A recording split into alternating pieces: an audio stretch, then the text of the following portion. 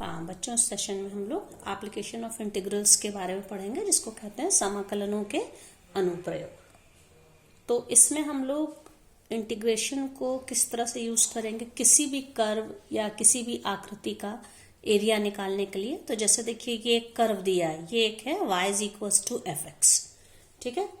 और y is equals to f x को, ये जो कर्व है ये x कोऑर्डिनेट्स यहाँ पे इसके हैं, दो वैल्यूज x को, दो x की वैल्यूज के लिए x is equals to a, ये पॉइंट P पर है, और x is equals to B, ये है पॉइंट Q। तो अगर हमें इस कर्व का यहां से यहां तक एरिया निकालना है, तो हम इसको देखिए, यहाँ पे इसको हम इंटीग्रेशन को यूज करके इसका हम एरिया निकालेंगे। अब देखिए, ये जो हमारा फंक्शन है y is equals to f x, तो इसमें हम एक कर्व की बहुत ही छोटी सी पतली स्ट्रिप, वो पतली स्ट्रिप है, उसकी विड्थ क्या है आप देखिए, ये चीज क्या है, ये dx है, और इसकी हाइट क्या है, ये हम मान लेंगे,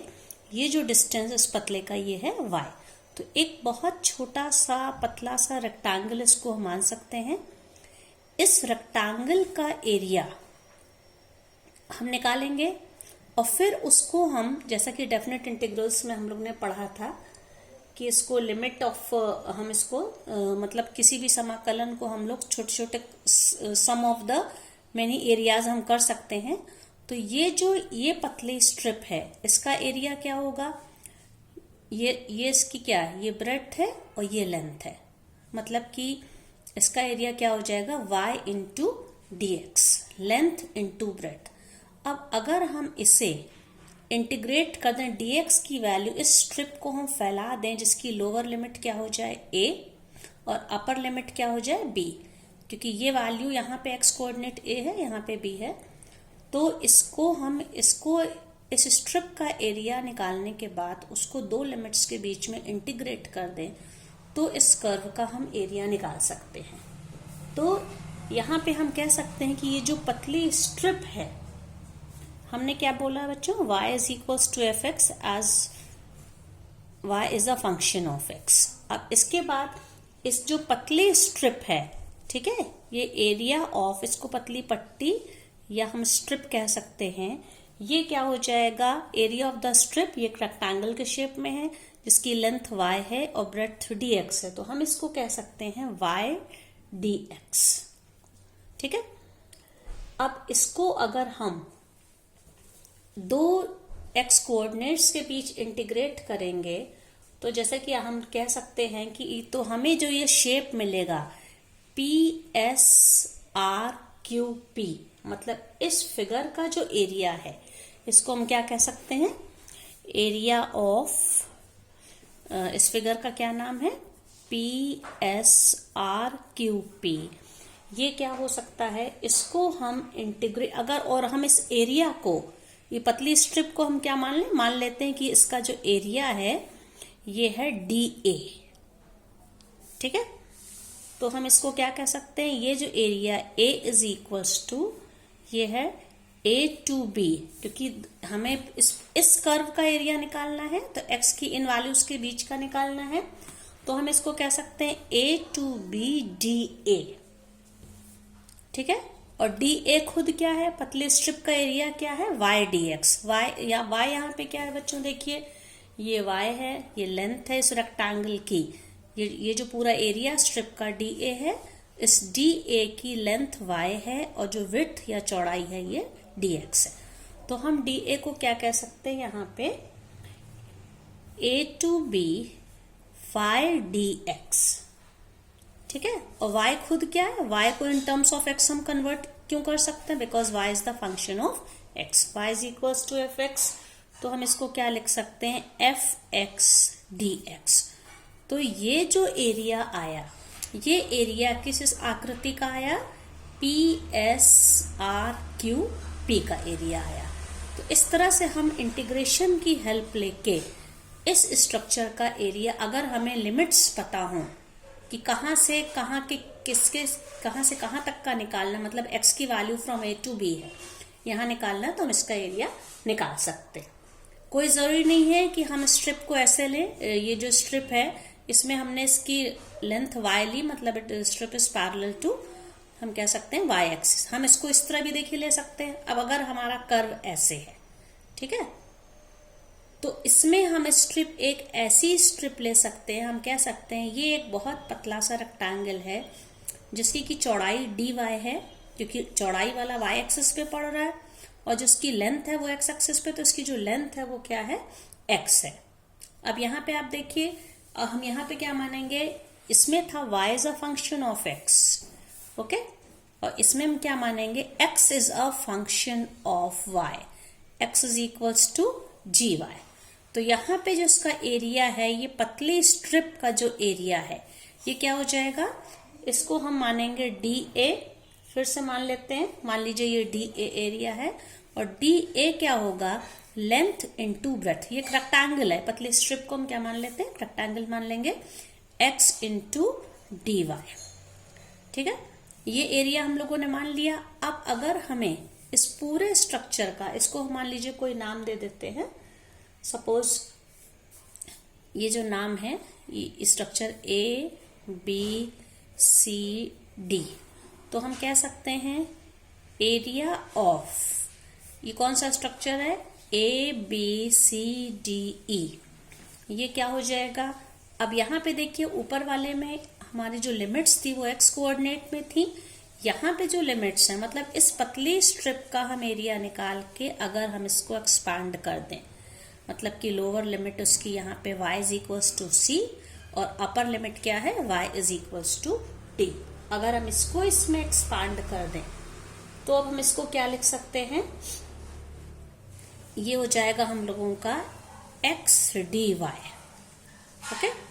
x dy, और लिमिट्स क्या है, फ्रॉम c टू d,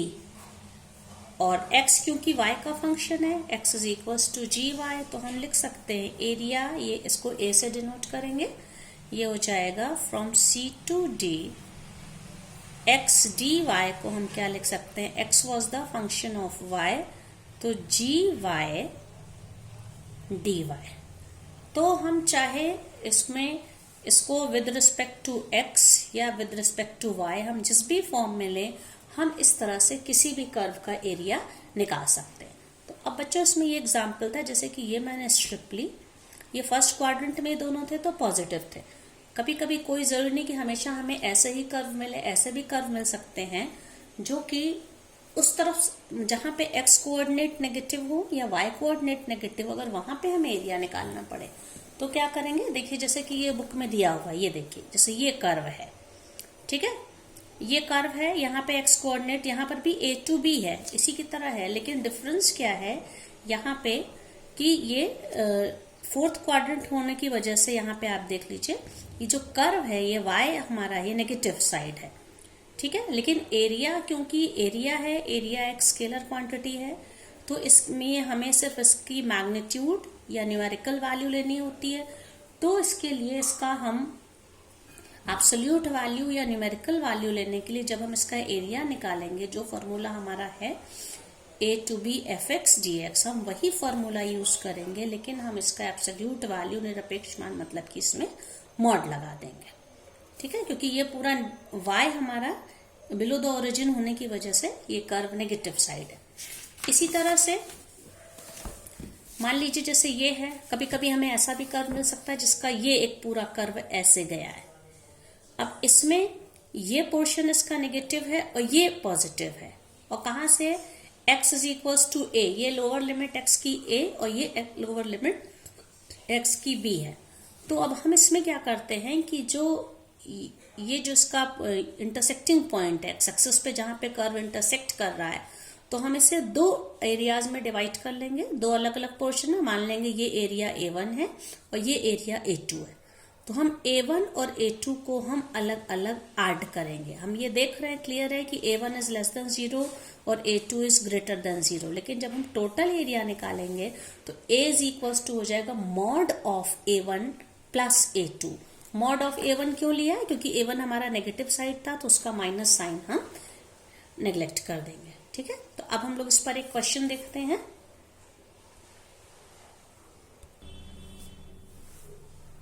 हाँ बच्चों देखिए क्वेश्चन है, find the area of the circle x² plus y² is equals to a²। Circle का ये फॉर्मूला आप सभी बच्चे 11th क्लास में पढ़ चुके हैं। ठीक है, ये एक ऐसा सर्किल है जिसका सेंटर ओरिजिन होता है और उसकी रेडियस क्या होती है ए। जैसे इसको मैं स्ट्रक्चर से, मैं फिगर से हम लोग इसको दिखा सकते हैं। ये कोऑर्डिनेट एक्सिस है, देखिए ये ओरिजिन है, ये एक्स एक्सिस है और ये वाई एक्सिस है। अब ये जो सर्किल है, देखिए सर्किल हमारा, क्योंकि ये एक ऐसा सर्किल है जिसका सेंटर ओरिजिन है, ओके, ओ, और ये इसकी रेडियस क्या है ए। बच्चों डायग्राम तो बहुत अच्छा ये नहीं बना है, तो हम इसको क्या मान लेंगे, ये मान लेते हैं ये पॉइंट है ए और ये पॉइंट है बी। तो जैसा कि ये सर्किल की इक्वेशन में देखो रेडियस ए है, तो ए और ये एक्स एक्सिस है, तो ए के कोऑर्डिनेट्स क्या होंगे,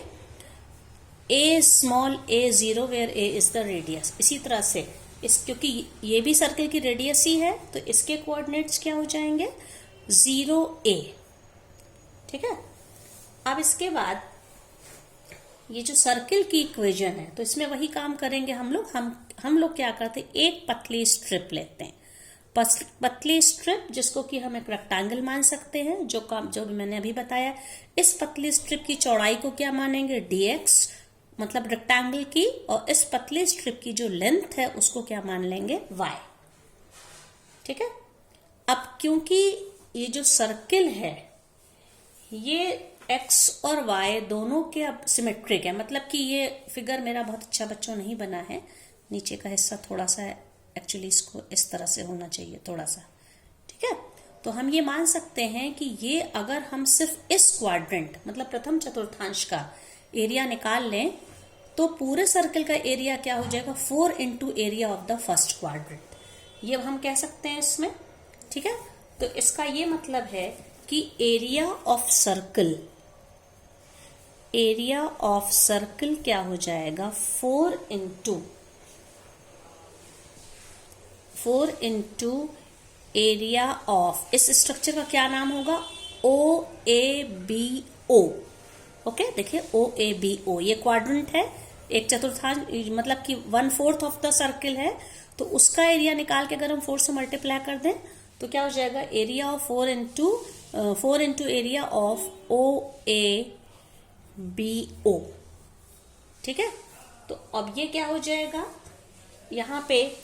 4 इंटू, अब इसका एरिया निकालने के लिए हम पतले स्ट्रिप का एरिया निकाल के और उसको एक्स कोऑर्डिनेट्स की दो जो लिमिट हैं, x is equals to G, मतलब इस स्ट्रिप को अगर हम फैला दें, minimum value 0 and maximum value radius a, इसके बीच कर दे, तो हम लिख सकते हैं 0 to a, okay, y d x, क्योंकि पतली स्ट्रिप का एरिया क्या है, एरिया पतली रेक्टेंगुलर स्ट्रिप का y इंटू डी एक्स। हम ये काम कर सकते हैं। अब बच्चों यहाँ पे देखिए हमारा ये क्या था, x square plus y square is equals to a square, क्योंकि हमें y in terms of x मिलेगा तभी हम इसको इंटीग्रेट कर पाएंगे। तो अब यहाँ पे आप देखिए y स्क्वायर हो जाएगा a square minus x square, so y is plus minus square root of a square minus x square. तो हम यहाँ पे क्या करेंगे, y को हम इन टर्म्स ऑफ x लिखने के लिए लिखेंगे, लेकिन हम प्लस साइन लेंगे क्योंकि हमारा ये हम जिसका एरिया निकाल रहे हैं ये फर्स्ट क्वाड्रेंट है, इसलिए यहाँ पे पॉजिटिव साइन ही एक्सेप्टेड है। ठीक है, इसको लेने के लिए तो हम क्या लिखेंगे, y की क्या वैल्यू लिखेंगे, under root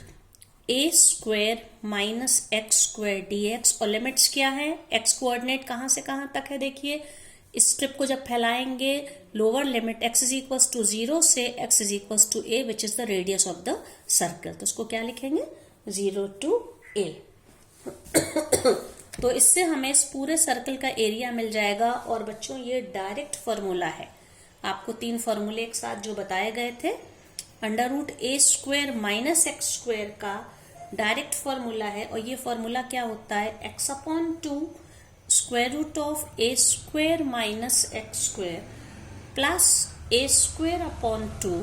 sine inverse x upon a। ठीक है, और लिमिट्स क्या देखिए लगाई है इसमें, 0 टू a। तो यहाँ पे 0 का तो कोई मतलब है नहीं, तो हम लोग सिर्फ 0 लेने से तो ओवरऑल वैल्यू 0 हो जाएगी, मतलब कि हम कैलकुलेशन के लिए सिर्फ फर्स्ट लिमिट को यूज, ये अपर लिमिट को यूज करेंगे। तो ये क्या हो जाएगा, आप देखिए x की जगह पे a रखिए, a/2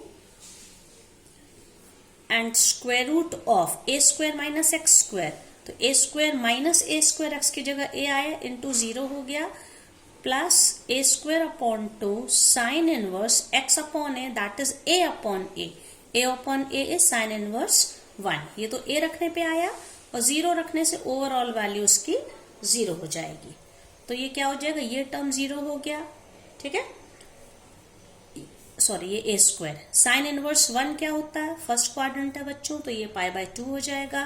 तो ये वैल्यू 0 है, 4 इंटू यहां पे हो जाएगा a स्क्वायर अपॉन 2 π/2, ठीक है। तो जब इसको सॉल्व करेंगे देखिए 2 और 2 मिलके 4, इस 4 से कैंसिल हो जाएंगे, तो आंसर क्या आ जाएगा, πa²। यही हम इस सर्कल का एरिया हो जाएगा। और आपको वैसे भी पता है कोई सर्कल जिसकी रेडियस r है तो एरिया πr² होता है, तो यहाँ इस सर्कल की रेडियस a है, इसलिए इसका एरिया क्या हो गया, πa²।